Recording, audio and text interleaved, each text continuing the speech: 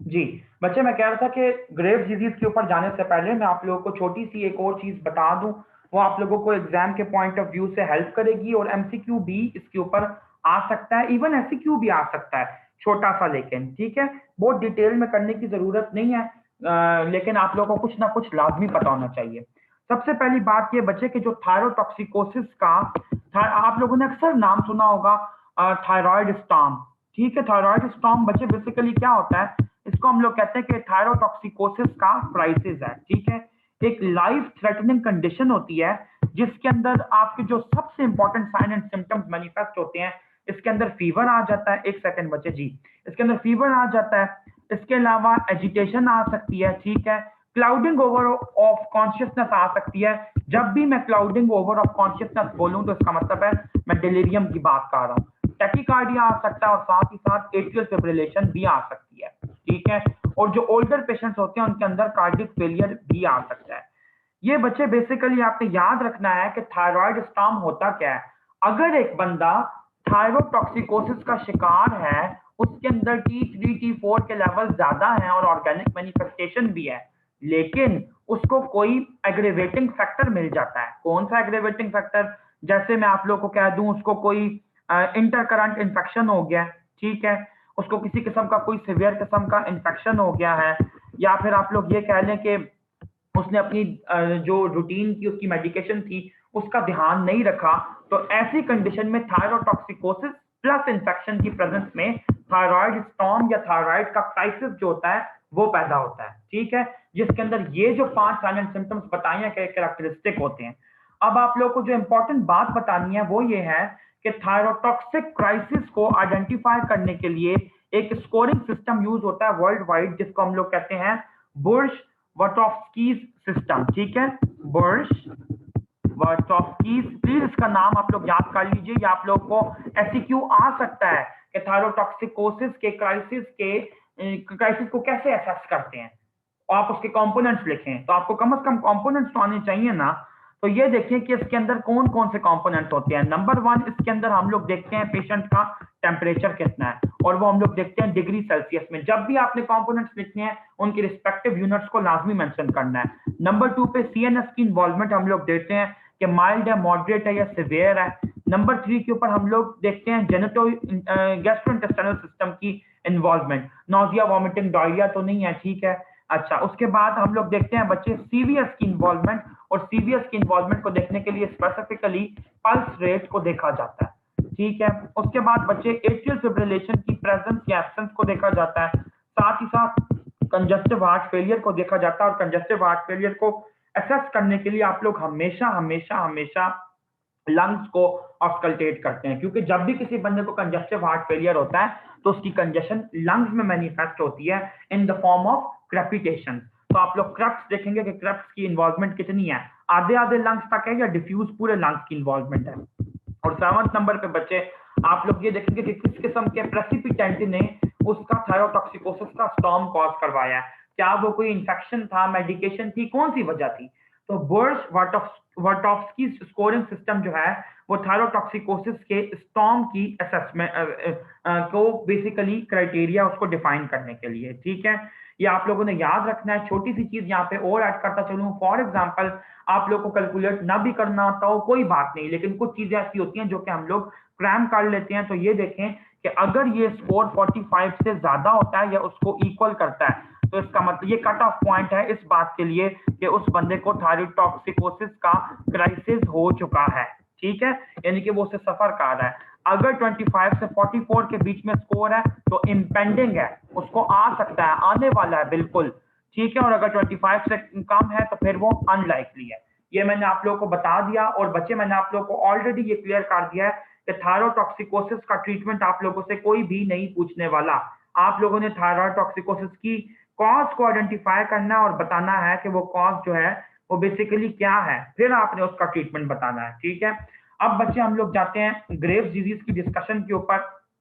एक second, I hope कि आप लोगों के साथ जो मेरी स्क्रीन है वो शेयर हो रही होगी। अगर हो रही है तो प्लीज एक दफा के लिए मुझे चैट बॉक्स में रिस्पॉन्ड कर दीजिए ताकि हम लोग फिर आगे मूव ऑन कर सकें। Okay, thank you so much. मैं आप लोगों का चैट बॉक्स अब ऑफ कर रहा हूँ। Let's move on. जी ये देखें बच्चे, ग्रेव्स डिजीज का सबसे इंपॉर्टेंट टेबल है इसका, ये जो ड्रग्स का टेबल है। लेकिन ये वाला टेबल करवाने से पहले आप लोग को एक बात क्लियर कर दूं कि ग्रेव्स डिजीज की पैथोलॉजी हम लोग ऑलरेडी स्टडी कर चुके हैं कि ग्रेव्स डिजीज हमेशा हमेशा के अंदर जो मोस्ट कॉमन एंटीबॉडीज की इन्वॉल्वमेंट होती है वो कौन सी होती है, मैं बता चुका हूँ। थायरोग्लोबुलिन के अगेंस्ट, थायराइड पेरोक्सीडेज के अगेंस्ट, और थायराइड स्टिमुलेटिंग इम्यूनोग्लोबुलिन। तो पैथोजेनेसिस तो हमें यहाँ से क्लियर हो गया। जो इंट्रोडक्शन थोड़ा सा मैंने बेसिक देना था ग्रेव डिजीज के रिलेटेड, वो भी मैं आप लोगों को प्राइमरी थायरोटॉक्सिकोसिस में ऑलरेडी दे चुका हूं कि यंग पेशेंट होगा इसका, यूजुअली वुमेन होती हैं 30 टू 50 इयर्स की एज के अंदर, ठीक है। उसके बाद आप लोगों को ये पता होना चाहिए कि इसके अंदर जो एंटीबॉडीज इन्वॉल्व होती हैं उनकी नेचर क्या होती है, तो they are actually IgG antibodies, ये चीज आपने याद रखनी है। इसके अलावा बच्चे अगर हम लोग अब इसकी डायरेक्टली, यानी कि आपने इन्वेस्टिगेशन कौन सी करवानी है, अगर मैं आपसे पूछूं ग्रेव डिजीज की, तो ग्रेव डिजीज की इन्वेस्टिगेशन करवाने के लिए आपने बेसिकली बच्चे यही वाला चार्ट जो है ये ड्रॉ करना है, ये वाला थायरोटॉक्सिकोसिस का, ये उसकी मैंने, ये बेसिकली ग्रेव डिजीज की इन्वेस्टिगेशन है, ठीक है। अब आप लोगों ने बाद में जाके ये नहीं कहना कि असीब भाई ने तो थायरोटॉक्स हमें ग्रेव डिजीज की मैनेजमेंट कराई ही नहीं। यही वो मैनेजमेंट थी बच्चे जो मैंने आप लोगों को करा दिया सारे थायरोटॉक्सिकोसिस के लिए, यही मैनेजमेंट है।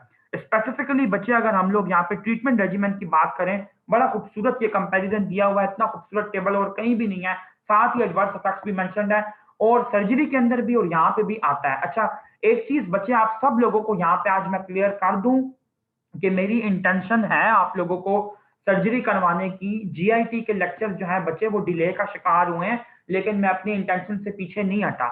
दूसरी चीज ये कि आप लोग मेडिसिन का लेक्चर अभी कवर कर लें, तो इसी के साथ साथ हम लोग सर्जरी को भी चलाएंगे। तीसरी इंपॉर्टेंट बात ये कि मेडिसिन के अंदर जिन कैंसर्स को मैं इग्नोर कर रहा हूं, ये बात मैंने सोचा था कि लाजमी आप लोगों को रिकॉर्डेड लेक्चर में भी बताऊं, ताकि जो बच्चे रिकॉर्डेड सुनते हैं उनको भी इस बात का पता हो कि जिन कैंसर्स को मैं इग्नोर कर रहा हूं वो हम लोग सर्जरी के अंदर हाईलाइट करके पढ़ेंगे और डिटेल में उनका सर्जिकल ट्रीटमेंट पढ़ेंगे। I do not believe in the fact कि मेडिसिन के अंदर भी वही कैंसर आप पढ़ो और उसका ट्रीटमेंट पढ़ो और फिर सर्जरी में भी वही पढ़ो, ऐसे तो नहीं हो सकता ना। जो फाइनल ईयर की स्टडी होती है ये मॉड्यूलर स्टडी होती है।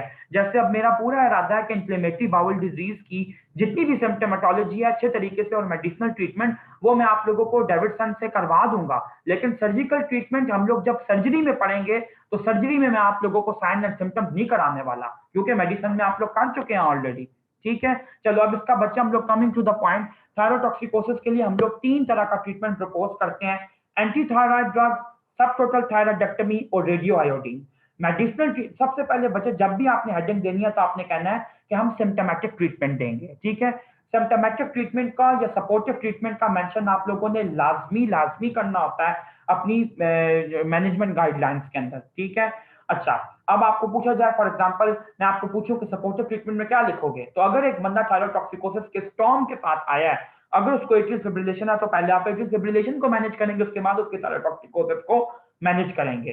तो आपने सिम्टम्स को देख के वो ट्रीटमेंट ट्रीट करना है।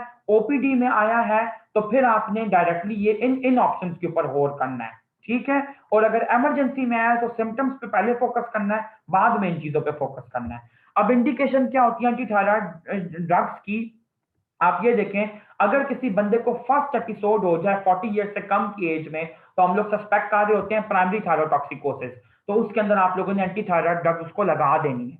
अब आपने याद रखना है, टिपिकल आपका एमसीक्यू है, बार बार पूछा जाता है कि ड्रग ऑफ चॉइस कौन सी है एंटी थायराइड, तो propyl thiouracil is the drug of choice in pregnancy. Otherwise carbimazole और मेथिमाजोल जो है ये अच्छी ड्रग्स हैं जो कि non pregnant in human beings में यूज की जा सकती है, नॉन प्रेग्नेंट फीमेल्स में और मेल्स में यूज की जा सकती है। मेल्स में तो प्रोपाइल यूरासिल भी यूज की जा सकती है। कॉन्ट्राइंडिकेशन बच्चे की ये है कि कार्बिमाजोल वगैरह आप ब्रेस्ट फीडिंग में नहीं दे सकते, लेकिन प्रोपाइल थायोयूरासिल आप सूटेबली दे सकते हैं। डिसएडवांटेजेस आपने बच्चे हमेशा याद रखना है, हाइपर सेंसिटिविटी का जो रैश होता है ये कॉमन है, ए ग्रेनुलोसाइटोसिस कॉमन है, और हिपैटोटॉक्सिसिटी बहुत रेयर इवेंट है लेकिन हो सकती है, ठीक है। हिपैटोटॉक्सिसिटी अगर किसी बंदे को, अगर एक फीमेल प्रोपाइल थायोयूरासिल के ऊपर है किसी भी वजह से, तो आप उसके एलएफटीज करवाते रहें, ठीक है, इंटरमिटेंटली। अब उसका ड्यूरेशन कितना होता है हम उस डिटेल में अभी नहीं जाने वाले। उसके बाद है सब टोटल थायराइडेक्टमी। सब टोटल थायराइडेक्टमी, बच्चे आप लोगों ने थायराइडेक्टमी की डिफरेंट टाइप्स पढ़नी है, मैं अभी इसकी डिटेल में भी नहीं जा रहा कि सब टोटल थायराइडेक्टमी में क्या करते हैं। छोटा सा बस एक क्लू दे देता हूं कि 8 ग्राम का थायराइड का मैस आप लोगों को छोड़ना होता है, ठीक है, दोनों साइड्स पे। अच्छा, उसके बाद है बच्चे इसकी इंडिकेशन क्या होती है, किसी बंदे को लार्ज ग्वाइटर है, यंग पेशेंट है और वो दवाई वक्त पे नहीं लेता, नॉन कंप्लायंट है, पुअर एडहेरेंस है उसकी, और रिकरेंट थायरोटॉक्सिकोसिस है, तो फिर आप लोग उसको सब टोटल थायराइडेक्टमी एडवाइस करेंगे। इसकी भी कॉन्ट्राइंडिकेशंस एग्जिस्ट करती हैं अगर उसकी पहले कोई सर्जरी हो चुकी है या फिर उसकी वॉइस पे भी आपने आना है। अगर टीचर है या कोई ओपेरा सिंगर है तो उसके लिए आप लोग इसको सब टोटल थायराइडेक्टमी नहीं करते। क्यों? क्योंकि आप जिन नर्व्स को डैमेज करते हैं, रिकरेंट लेरेंजियल नर्व को, तो वो बेसिकली आपके वॉइस की प्रोडक्शन के लिए रिस्पॉन्सिबल है। सब टोटल थायराइडेक्टमी का जो एडवर्स इफेक्ट है वो है हाइपोथायराइडिज्म, और ये आपका टिपिकल एमसीक्यू है बच्चे, इसको नोट कर लीजिए। सर्जरी में भी आता है, मेडिसिन में भी आता है। Which one of the following is the most common adverse effect of सब टोटल थायराइडेक्टमी, और यह कॉम्प्लिकेशन क्या है, तो it is actually hypothyroidism. Number 2 पे आता है ट्रांजिएंट हाइपोकैल्सीमिया, और वो इस वजह से होता है कि थायराइड ग्लैंड के पीछे जो पैराथायराइड ग्लैंड लगे होते हैं, आप उनको भी कट कर देते हैं गलती से, तो उसकी वजह से हाइपोकैल्सीमिया हो सकता है। इसके अलावा परमानेंट हाइपोपैराथायरिज्म भी हो सकता है अगर आप चारों के चारों उड़ा के बैठ जाएं। और आखिर में है रिकरेंट लेरेंजियल नर्व की पाल्सी, जो कि वॉइस की प्रोडक्शन के लिए रिस्पॉन्सिबल है। आज एक बात आप लोगों को यहाँ पे रिवाइज करवाता चलूं, थायराइड के जितने भी मसल्स होते हैं सब के सब रिकरेंट लेरेंजियल नर्व से सप्लाई होते हैं, सिवाय एक मसल के, दैट इज योर क्रीकोथायराइड मसल, जिसको हम लोग कहते हैं कि ये बेसिकली टेंसर है वोकल कॉर्ड्स का, और वो एक्सटर्नल लेरेंजियल नर्व सप्लाई करती है। उसके बाद है रेडियो आयोडीन। ये रेडियो आयोडीन, रेडियो एलिमेंट्स जितने भी होते हैं उनके अंदर डिस्ट्रॉइंग प्रॉपर्टीज मौजूद होती हैं। डिस्ट्रॉइंग प्रॉपर्टीज भी मौजूद होती हैं कुछ में, और कुछ के अंदर ट्रेसिंग प्रॉपर्टीज मौजूद होती हैं कि डिफरेंट चीजों को, डिफरेंट डिजीजेस को आप पिकअप कर सकते हैं उनके थ्रू। तो इसकी इंडिकेशन बनती है बच्चे। अब आप लोग देखें, क्लियर डिफरेंस यहाँ पे एग्जिस्ट कर रहा है। मैं इस फिगर को हाईलाइट कर रहा हूँ कि ये हमारी आंखों के अंदर घुस जाए। जो पहला आपका ट्रीटमेंट है, ये फर्स्ट आपने 40 ईयर से कम वाले को देना है मेडिसिनल ट्रीटमेंट। जो तीसरा आपका ट्रीटमेंट है रेडियो आयोडीन वाला, ये 40 साल से ज्यादा वाले को देना है। और से देख लो इस बात को, भूलना मत। अब रेडियो आयोडीन जो है बच्चे, इसको आप लोग देते हैं अगर रिकरेंस हो गई है सर्जरी के बाद, तो फिर भी आप लोग ये दे देते हैं। कॉन्ट्रा इंडिकेशन क्या है बच्चे, देखें, प्रेगनेंसी में तो आप लोग नहीं दे सकते ना, और एक्टिव अगर ग्रेव डिजीज है तो उसमें भी आप लोग नहीं देंगे क्योंकि वो एग्रेवेट हो जाएगी। प्रेगनेंसी में इसलिए नहीं देते क्योंकि रेडियो आयोडीन के एडवांस इफेक्ट मैनिफेस्ट किए गए हैं टेराटोजेनिक फॉर्म में भी। अच्छा, उसके अलावा डिसएडवांटेजेस में देखें तो हाइपोथायराइडिज्म मिल सकता है, 40% लोगों में आपको मिलता है पहले साल के अंदर ही, और 80% लोगों में आपको मिलता है 15 साल बाद।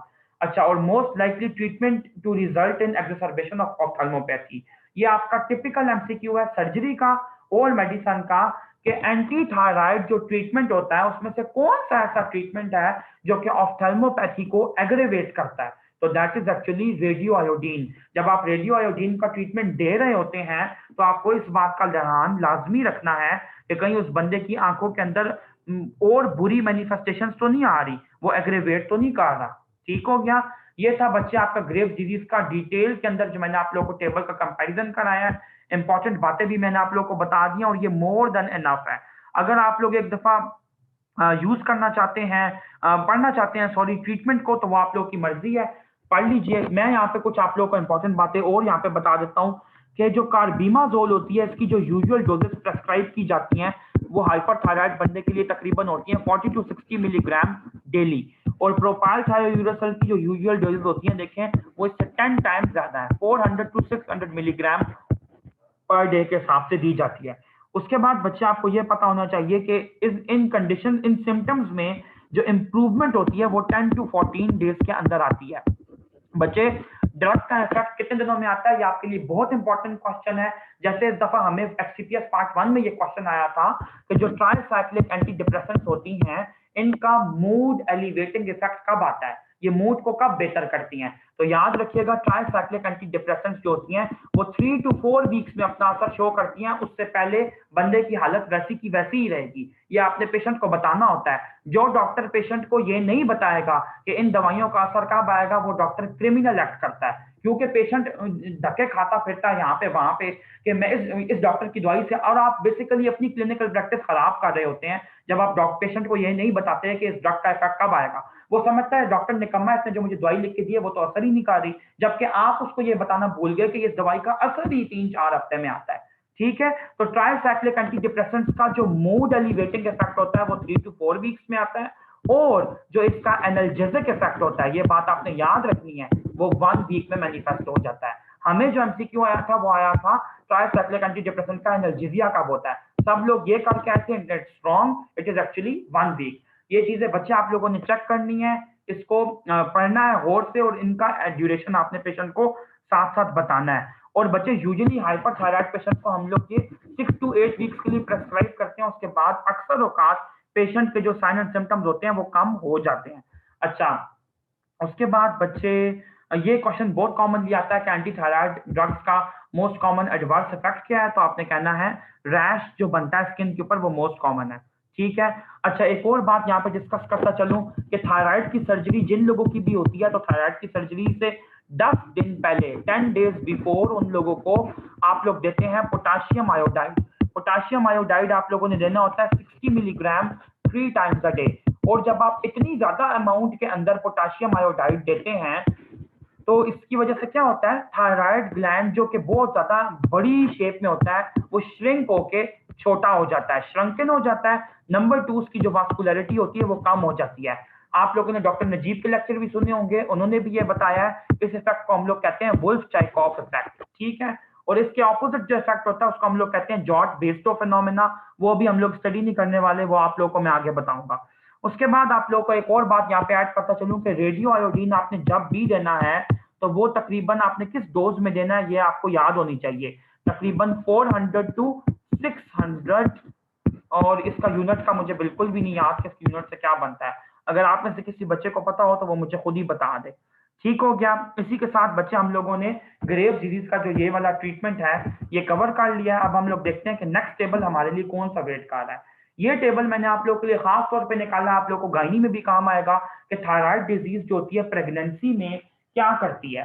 प्रेगनेंसी में आपको क्या करना चाहिए। सबसे पहले आप लोग ये देखें कि मैंने आपको ये बताया कि जो प्रोपाइल थायोयूरासिल होता है वो आपने प्रेस्क्राइब करना है प्रेग्नेंट वुमेन को।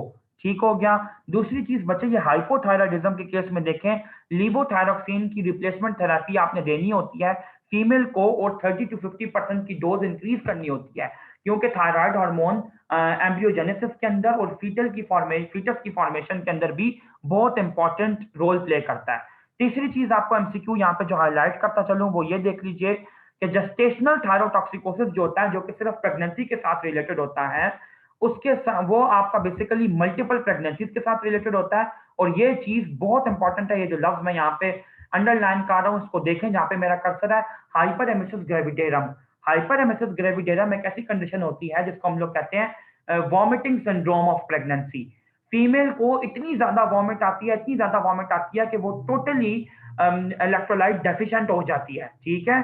तो हाइपर एमिसिस ग्रेविडेरम थायरोटॉक्सिकोसिस के साथ एसोसिएटेड है, बहुत इंपॉर्टेंट मैनिफेस्टेशन है। गायनी ऑप्स का आपका ये क्वेश्चन है ऑप्स का। ठीक है। इसके अलावा जो ग्रेव्स डिजीज है तो वो भी आप लोग आपने को पता होना चाहिए कि मोस्ट कॉमन कॉज है प्रेगनेंसी में थायरोटॉक्सिकोसिस की। और एंटी थायराइड ड्रग्स के लिए आपको ये पता होना चाहिए, देखिए यहाँ से आपके ऑप्स के पॉइंट भी कवर हो रहे हैं। प्रोपाइल थायोयूरासिल आप लोग फर्स्ट ट्राइमेस्टर में और कार्बिमाजोल सेकंड थर्ड में दे सकते हैं, लेकिन नहीं भी देना चाहते तो कोई ऐसी बात नहीं है। ठीक है। ये टेबल मैंने आप लोग को दिखा दिया, कोई स्नैप लेना चाहता है ले ले, और आप लोग बाद में इसको पढ़ भी सकते हैं। उसके बाद बच्चे जो नेक्स्ट चीज पे हम लोग आएंगे, अच्छा ये मैं यहाँ पे क्लियर करता चलूं, बिल्कुल क्लियर कट कि हाइपोथायराइडिज्म मैं नहीं पढ़ा रहा, वो आप लोगों ने खुद स्टडी करना है हाइपोथायराइडिज्म। ठीक हो गया।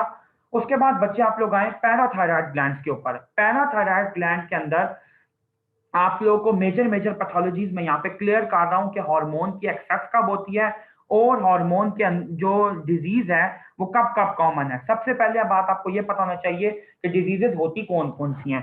एक्सेसिव पैराथायराइड हार्मोन के लेवल्स होते हैं, खास तौर पे जो मोस्ट कॉमन डिजीज है पैराथायराइड ग्लैंड की, that is primary hyper parathyroidism.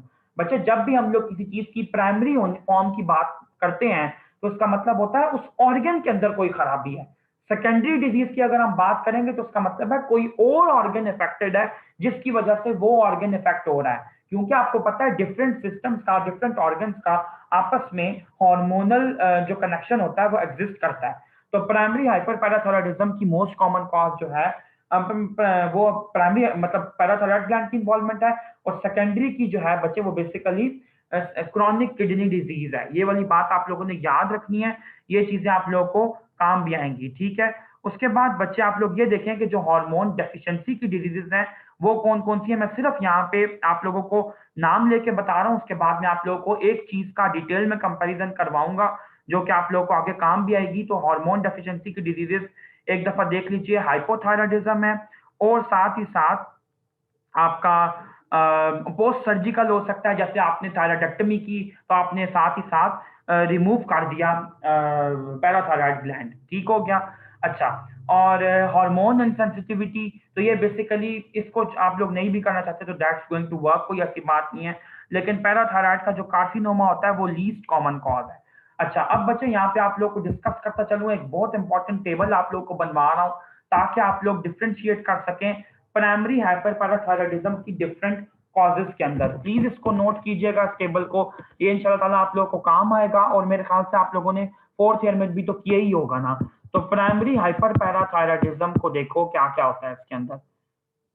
हाइपरपैराथायराइडिज्म, यहाँ पे एक सेकंड मैं इसको चेंज करता हूँ। यहाँ पे हम लोग हाइपर पैराथायराइडिज्म की टाइप्स लिखेंगे, प्राइमरी, सेकेंडरी एंड टर्शियरी, और यहाँ पे हम लोग लेवल्स लिखेंगे डिफरेंट चीजों के, कैल्शियम का, पीटीएच का लेवल, विटामिन डी का लेवल और फॉस्फेट का लेवल। ये आपके 4 लेवल्स यहाँ पे मैं डिफाइन करने लगा हूँ, और आप लोगों को तरीका बताऊंगा कि कैसे आप लोगों ने याद करना है इनके डिफरेंसेस को, ताकि आप लोग डायग्नोसिस पे फौरन फौरन पहुंचे। सबसे पहली बात यह, प्राइमरी हाइपरपैराथायराइडिज्म के अंदर पीटीएच इतना ज्यादा सिक्रीट होता है कि पीटीएच का काम है बोन की रिजॉर्प्शन करवाना। जब वो बोन की रिजॉर्प्शन ज्यादा से ज्यादा करवाता है, और जीएलटी के इफेक्ट्स भी उसके कुछ ऐसे होते हैं जिसकी वजह से कैल्शियम की एब्जॉर्प्शन एनहांस होती है, लेकिन पीटीएच का डायरेक्टली जीएलटी पे इफेक्ट नहीं है। बेसिकली वो विटामिन डी को इनकलकेट करता है, इनकॉर्पोरेट करता है कि वो बेसिकली कैल्शियम को एब्जॉर्ब करवाए। तो कैल्शियम का लेवल आपको इसमें इंक्रीज मिलेगा, पैराथायराइड हार्मोन का लेवल आपको इंक्रीज मिलेगा, विटामिन डी का लेवल आपको इंक्रीज मिलेगा, और आपने याद रखना है फॉस्फेट का लेवल आपको डिक्रीज मिलेगा। पैराथायराइड हार्मोन का फॉस्फेट के लेवल पे डिफरेंट इफेक्ट है, ठीक हो गया। और साथ विटामिन, बेसिकली जो फॉस्फेट के ऊपर इफेक्ट है वो विटामिन डी का भी है, ठीक है। और एक और फैक्टर भी होता है, फाइब्रोब्लास्ट ग्रोथ फैक्टर रिलेटेड एक फैक्टर होता है, उसका भी फॉस्फेट पे होता है। मैं अब उसकी फिजियोलॉजी की डिटेल में नहीं जाने लगा, प्लीज हम लोग थोड़ा सा लिटरल स्टे करेंगे क्योंकि फिर चीज ऐसे कवर नहीं होती। सेकेंडरी के ऊपर बच्चे अगर आप आए तो कैल्शियम लेवल डिक्रीज यूजुअली मिलता है, कांस्टेंट भी मिल सकता है आपको, ठीक है। पैराथायराइड हार्मोन का लेवल आपको इंक्रीज मिलेगा। जैसे अगर मैं बात करूं किसी बंदे को क्रॉनिक किडनी डिजीज है, तो क्रॉनिक किडनी डिजीज के केस के अंदर आपको विटामिन डी की जो एक्टिवेशन होती है वो भी कम हो जाती है, क्योंकि आपको पता है किडनी वो मेन ऑर्गन है जिसने विटामिन डी को उसकी एक्टिवेटेड फॉर्म में कन्वर्ट करना है, ठीक है। किडनी के पास एक एंजाइम होता है that is known as 1 alpha hydroxylase. अब आपको मैं ये भी बता दूं कि जब आपकी स्किन से सनलाइट अब्सॉर्ब होती है तो विटामिन डी की जो प्रिकर्सर फॉर्म होती है वो चेंज होती है लिवर में जाके 25 हाइड्रोक्सी कोलिकैल्सिफेरोल में, और किडनी में जाकर चेंज होती है इनटू 125 डाईहाइड्रोक्सी कोलिकैल्सिफेरोल, ठीक है। तो आप लोग ये देखें कि जब 2 हाइड्रोक्सिल ग्रुप्स लगते हैं और दूसरा हाइड्रोक्सिल ग्रुप जो होता है वो किडनी में लगता है, तो बेसिकली वाइट किडनी के अंदर आपका ये वाला फंक्शन इम्पेयर हो जाता है, विटामिन डी की एक्टिवेशन अच्छे से नहीं होती, जिसकी वजह से कैल्शियम जो होता है वो इंक्रीज नहीं कर रहा होता। लेकिन आपका पैराथायराइड हार्मोन बहुत ज्यादा प्रोड्यूस होता है कंपेंसेटरी वे में, कि शायद मैं जाके कुछ तीर मार लूं, लेकिन वो भी नहीं कर सकता। फॉस्फेट का लेवल इंक्रीज भी मिल सकता है, डिक्रीज भी मिल सकता है, मोस्ट प्रोबेबल केसेस के अंदर आपको इंक्रीज ही मिलता है, ठीक है। इसके अलावा डिफरेंट कॉजेज हो सकती है ना, तो इसलिए हम लोग कोई एब्सोल्यूट रूल नहीं बना रहे। टर्शियरी वाले के ऊपर बच्चे अगर हम लोग आए तो टर्शियरी में पीटीएच जो होता है वो बहुत ज्यादा इंक्रीज मिलता है, विटामिन डी जो होगा वो आपको कम मिलेगा, कंसिक्वेंटली फॉस्फेट का लेवल हमेशा इंक्रीज मिलेगा, और कैल्शियम का लेवल भी इंक्रीज मिलता है। ये चीज बच्चे अब आप लोगों ने याद रखनी है, इस टेबल को डिफ्रेंशिएट करना सीखें। मैं आप लोगों को साथ साथ अभी बता देता हूँ कि इसके अंदर हम लोगों ने कौन से पॉइंट्स को जो है वो कंसिडर करना है। लेकिन एक बात पहले आप लोगों को बताता चलूं कि जिस बंदे को बहुत ज्यादा लॉन्ग टर्म के लिए सेकेंडरी हाइपर हाइपर पैराथायराइडिज्म रहा हो ना, तो उसको आखिरकार टर्शरी हाइपर पैराथायराइडिज्म भी हो सकता है, ठीक है।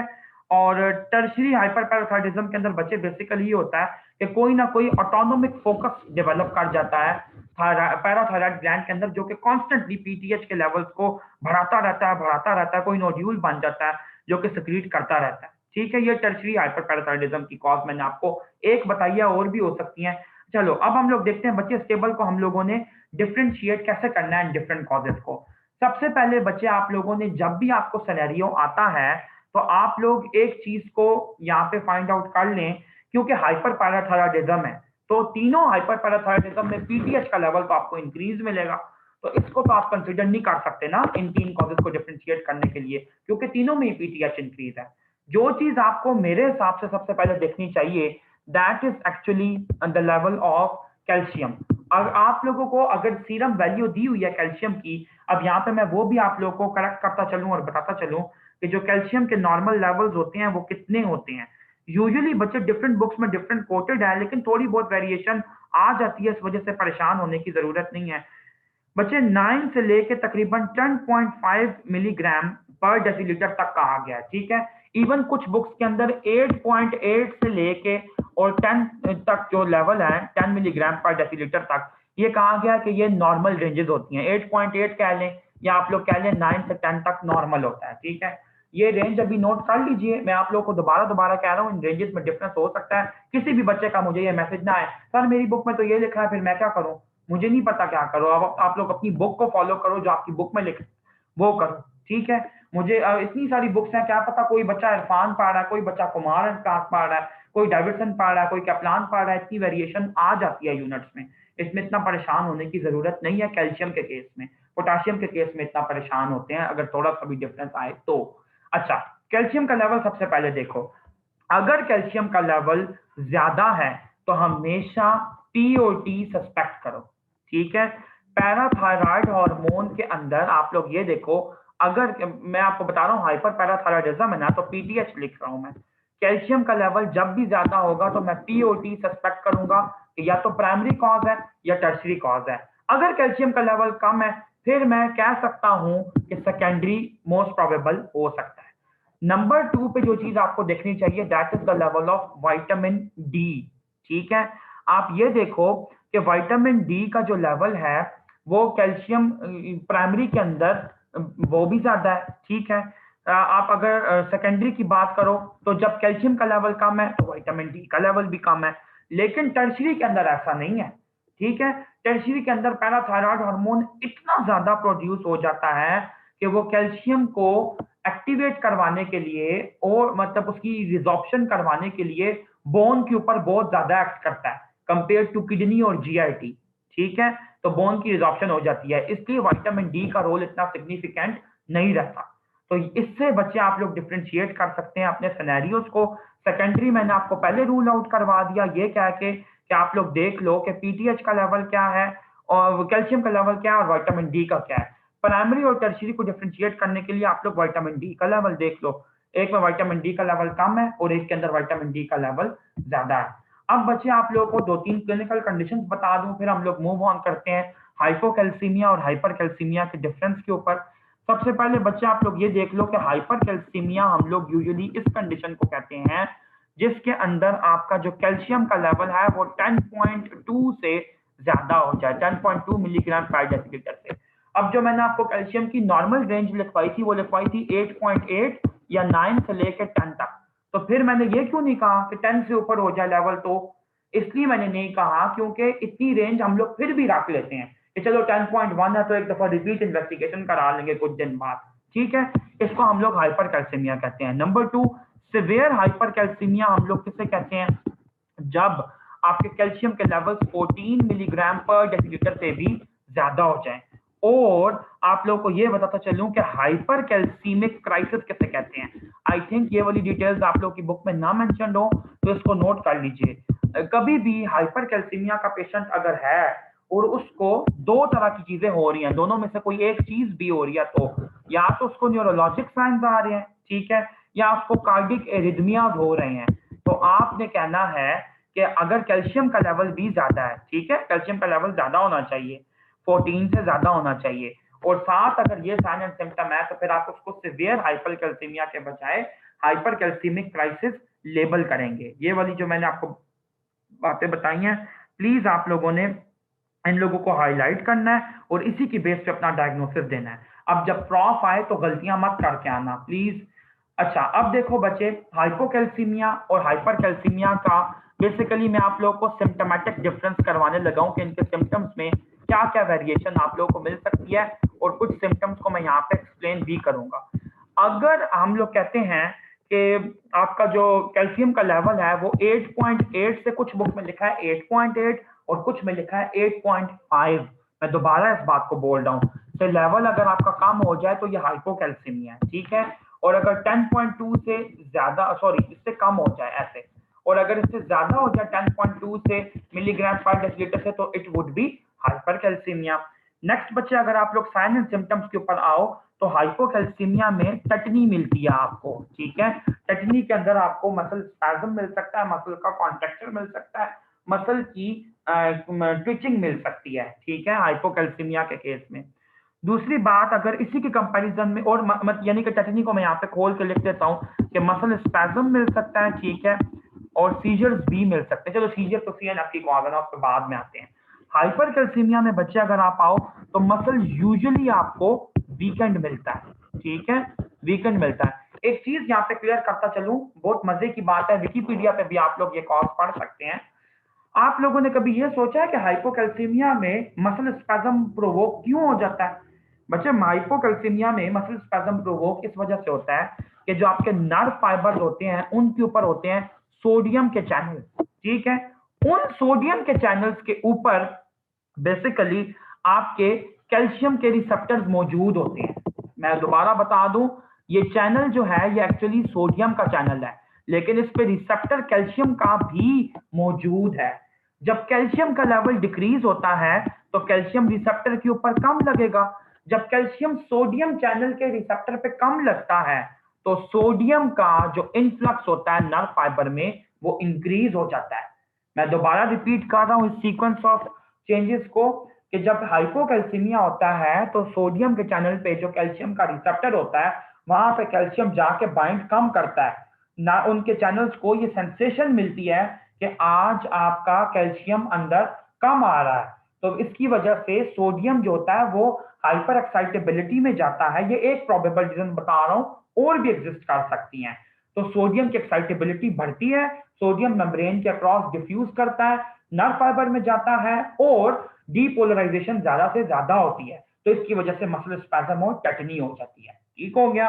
अच्छा, मसल की कॉजेज हमने डिस्कस कर ली। उसके बाद बच्चे अगर हम लोग आए इसकी मेटाबॉलिक, मेटाबॉलिक तो खैर इतने दी हुई नहीं है इतनी, बाकी इसकी जो डिफरेंसेस हैं बच्चे वो वेरिएबल है, मतलब डिफरेंट सिस्टम्स के हैं, ठीक है। मसल का जो था वो इन दोनों का आपस में मैच कर रहा था, तो मैंने कहा वो इकट्ठा लिखवा देता हूँ। अब आप लोग बाकी साइन एंड सिम्टम्स भी देखो, वरना आप लोगों को चीजें नहीं क्लियर होने वाली। सबसे पहला नेक्स्ट जो है आपका वो है डिस्निया हो सकता है बंदे को हाइपोकैल्सीमिया में, ठीक है, और लेरिंगोस्पैज्म हो सकता है, वही टेक्नी वाली बात प्रेजेंटेशन हो गई। हाइपरकैल्सीमिया में कैल्शियम का लेवल इतना ज्यादा होता है कि जो गट की मोटिलिटी होती है वो बिल्कुल कम हो जाती है, गट जो होता है वो स्पैज्म में चला जाता है। तो गट के स्पैज्म में जाने से क्या होगा, कॉन्स्टिपेशन। जब किसी बंदे को कॉन्स्टिपेशन होती है तो साथ ही साथ आप ये देखो कि नेचुरली उसको एनोरेक्सिया भी हो जाता है, उसको भूख इतनी नहीं लगती। फिर दूसरी चीज आपने ये देखना है कि कैल्शियम का ब्रेन के सेंटर्स पे भी इफेक्ट है एनोरेक्सिया करवाने के लिए। उसके बाद बच्चे आपको ये पता होना चाहिए कि हाइपोएक्टिव बाउल की अगर मैं हाइपोकैल्सीमिया की अगर मैं बात करूं तो हाइपोकैल्सीमिया में बाउल जो है वो बहुत ज्यादा ऐसे उसको उसकी मोटिलिटी बढ़ जाती है, वो हाइपर एक्टिव हो जाता है। तो ये वाला जो इनका कंपैरिजन था बच्चे, ये भी कंट्रास्टिंग कंपैरिजन है इन दोनों का गट की मोटिलिटी के हिसाब से। उसके बाद बच्चे आप लोगों को अगर बताया जाए तो हाइपर कैल्सीमिया के अंदर आप लोगों को बोन पेन भी मिल सकता है, ठीक है, और किडनी के स्टोन्स भी मिल सकते हैं। और आपको पता है हाइपर पैराथायराइडिज्म के अंदर भी बेसिकली यही साइन एंड सिम्टम्स हैं। उसके बाद एक और चीज आप लोगों को यह बता दूं कि अगर हाइपर कैल्सीमिया 18 मिलीग्राम पर डेसीलीटर से ज्यादा हो जाए, यूजुअली ह्यूमन बींग्स में मेटाबॉलिकली इतना ज्यादा नहीं होता, लेकिन किसी आइट्रोजेनिक कॉज की वजह से, जैसे छोटी सी एग्जांपल दे दूं, कोई डॉक्टर गफलत का शिकार अगर कर देता है मरीज को, और आइट्रोजेनिकली अगर आपने कैल्शियम इन्फ्यूज करना है किसी बंदे में और आप इतनी बड़ी डोज कैल्शियम की लगा दे बंदे को कि उसके सीरम के लेवल जितने हो जाएं, तो 18 मिलीग्राम पर डेसीलीटर के ऊपर क्या हो जाता है बच्चे, कार्डियक स्टैंड स्टिल, दिल आपका धड़कना बंद हो सकता है उस पेशेंट का। ठीक है, ये आपने याद रखना है ये कंसंट्रेशन पे। एक चीज यहाँ पे और मेंशन करता चलूं, दो इंपॉर्टेंट साइंस आप लोगों के लिए, आप लोगों के ऑस्पी का प्रॉफ का टिपिकल क्वेश्चन है इसलिए बता रहा हूं। एक साइन है यहाँ पे ट्रशोस साइन, ठीक है, और दूसरा है यहाँ पे शॉफ्टक साइन। ये दोनों आपको इनमें से कोई एक ऑस्पी में आ जाया करता है, तो मैं आप लोगों को बता देता हूं कि शॉफ्टक साइन में क्या होता है और ट्रशोस साइन में क्या होता है। शॉफ्टक साइन में बच्चे ये होता है कि जब आप फेशियल मसल्स को प्रोवोक करते हैं, ठीक है, लाइटली टैप करते हैं फेशियल नर्व के ऊपर एंटीरियर टू द एयर, तो क्या होता है कि सिवियर किस्म की ट्विचिंग होती है फेशियल मसल्स की, हाइपर एक्साइटेबिलिटी ऑफ नर्व की वजह से। और अभी मैंने आपको बताया कि हाइपोकैल्सीमिया में नर्व की एक्साइटेबिलिटी क्यों होती है, क्योंकि कैल्शियम का लेवल कम होता है तो सोडियम अंदर ज्यादा इजीली जा सकता है। मैं दोबारा इस बात को बच्चे रिपीट कर रहा हूँ, शोफ्टक साइन के अंदर आपने क्या करना है, फॉर एग्जांपल ये एक बंदे का कान है, ठीक है, कान से आगे एंटीरियरली यहाँ पे जाइगोमेटिक आर्च होती है ना, तो यहाँ से आपकी फेशियल नर्व की डिफरेंट ब्रांचेस जा रही होती हैं। अगर आप लोगों को याद हो तो फेशियल नर्व की डिफरेंट ब्रांचेस होती हैं, जैसे टेम्पोरल ब्रांच होती है, आप कह लें जाइगोमेटिक ब्रांच होती है, अपर बकल होती है, लोअर बकल होती है, मैंडिबुलर मार्जिनल मैंडिबुलर होती है और सर्वाइकल होती है। इसको हम लोग कहते हैं गूज फीट अपीयरेंस। ठीक है, ये जो आपकी फेशियल नर्व की ब्रांचेस हैं जो कि फेस के मसल को सप्लाई कर रही हैं। तो आप एंटीरियर टू द एयर यहाँ पे जब आप ऐसे टैप करते हैं ऐसे करके, तो इसकी वजह से क्या होता है कि बेसिकली आपकी नर्व स्टिमुलेट होती है, तो फेशियल ट्विचिंग होती है, यहाँ पे मसल्स आपको नजर आते हैं। दूसरा जो साइन बच्चे आप लोगों के लिए यहाँ पे है वो है ट्रशोस साइन। ट्रशोस साइन के अंदर बच्चे बेसिकली लेटेंट टेटनी के लिए ये साइन है, और ये वो साइन है जो कि हाइपोकैल्सीमिया में यूजुअली बहुत ज्यादा पॉजिटिव होता है। हमारी सर्जरी की ऑस्पी में हमें एक हैंड आया था और वो हैंड बिल्कुल ऐसे करके था, जैसे ये आपकी फिंगर्स हैं और ये आपका थंब है, कार्पोपीडल स्पैज्म के अंदर ये हैंड था। सिर्फ एक पिक्चर दी थी, कुछ भी नहीं लिखा हुआ था कि ये क्या है, लिखा था ये पिक्चर क्या है, इसको साइन को क्या कहते हैं, ये किन कंडीशंस में हो सकता है, कंडीशंस की कॉजेज लिखें, अगर कंडीशन का कोई आपको मैथ लीजन मिल रहा है तो इसका सर्जिकल ट्रीटमेंट क्या होगा। ठीक है, ये था बच्चे आप लोगों का कैल्शियम का सारे का सारा। कल अब हम लोग बच्चे डिस्कस करेंगे, कल के लेक्चर में बच्चे आपका होगा डायबिटीज मेलाइटस और साथ ही साथ कुशिंग सिंड्रोम और एड्रीनल ग्लैंड की डिजीजेस। ठीक है, मेरी पूरी कोशिश है कि जितने इंपॉर्टेंट टॉपिक टच हो सकते हैं मैं वो करवाऊं और आप लोग को कॉन्सेप्ट क्लियर करूं। अब जाने से पहले